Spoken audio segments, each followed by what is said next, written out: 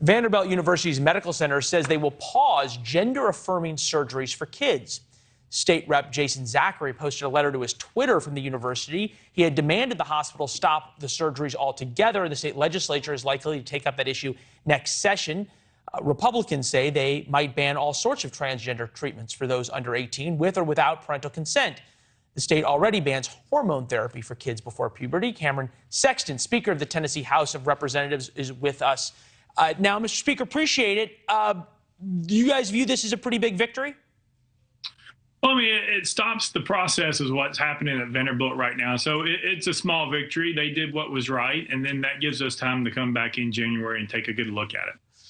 I did a little bit of research on this. Vanderbilt reports they did about 5 of these surgeries a year, all over the age of 16. No federal or state funds used. 1.5 million kids in Tennessee. A fifth of them are in poverty, 300,000. Is the state legislature spending time on this really the best use of your time to protect Tennessee's kids?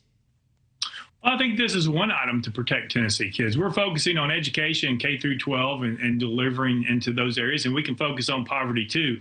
We don't have to be a state that can just focus on one thing, but this is very important. What you have is you have kids, I think it's less than 20 now, that have had these surgeries at Vanderbilt. Top-line surgeries, and they're in the process of changing the biological sex. And then when you start messing with that, you're messing with religion, you're messing with faith. And in Tennessee, that still means something to us. And so we're going to push back and put a stop to this. No, I understand, but you're talking about 20 kids, all of whom, as I understand it, had parental consent. And what I'm interested in this sort of, there appears to be this sort of chasm or friction in the Republican Party where you've got somebody like yourself talking about preventing parents from making certain decisions. Then you've got Glenn Youngkin, who won the Virginia's governor's race on returning power to the parents. Take a listen. You have a fundamental right enshrined in law by this General Assembly to make decisions with regard to your child's upbringing, education, and care. And we will protect and reassert that right. How do you square that with then banning parents from making those same kinds of decisions?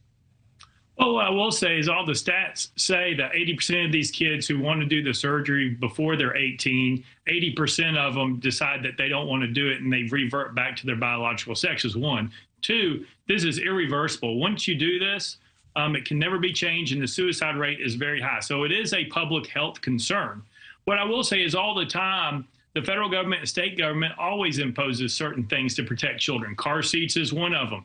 Not drinking alcohol till you're 21. Not doing the military draft until you're 18 years old. So we have put in place parameters to protect children. In a minute, but I just have to push back on this a little bit, though, in that is that how can Republicans say we need to return power to the parents and at the same time spending time on an issue that parents spend years talking to their kids about and going through therapy and the like? Doesn't that just erase the talking point that you guys have won elections on and are probably going to retake the House in 2022 on? No, I don't think so at all. I mean, I think when you look at Tennesseans, whether they're Republican or Democrat, they disagree with what Vanderbilt's doing. This is not a decision that needs to be made lightly with parents. And what you hear a lot of times are parents... Wait, hold on. You're saying it doesn't need to be made lightly. You're saying parents can't make it at all. Well, correct. I mean, because there's certain things that we tell parents they can't do with their kids. And so there's also things that we tell them they have to do. Vaccinations is being one of them sometimes. COVID was a little different. And so there's always the line where you're walking between both of them, but you're trying your best to protect children from bad decisions. Sometimes parents make these bad decisions. The bulk of Tennesseans disagree with someone changing their sex. When you start changing someone's biological sex that God said, I want you to be man or I want you to be woman, and you think you can play with God's creation, that creates a problem. And so in Tennessee, we're going to uphold what God, the Creator, wanted you to be when He had you come out of your mother's womb. I got 30 seconds, but I want to give you an opportunity to answer this.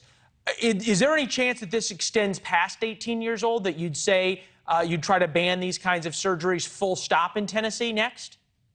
No, I think once you get to be an adult, you can make these decisions for yourself. What we're doing is we're telling kids who are 10, 12, 14, 16, 17 years old with all the issues that they have, and I won't go into what they believe and what they don't believe. We know it is a problem long term, but an adult, they can make that decision for themselves. Fair enough. Mr. Speaker, we always appreciate you coming on in a lively discussion. We're better for it, sir. It's good to see you. Thank you. Yeah, thank you. Thanks for watching. Go to newsnationnow.com to find News Nation on your television provider.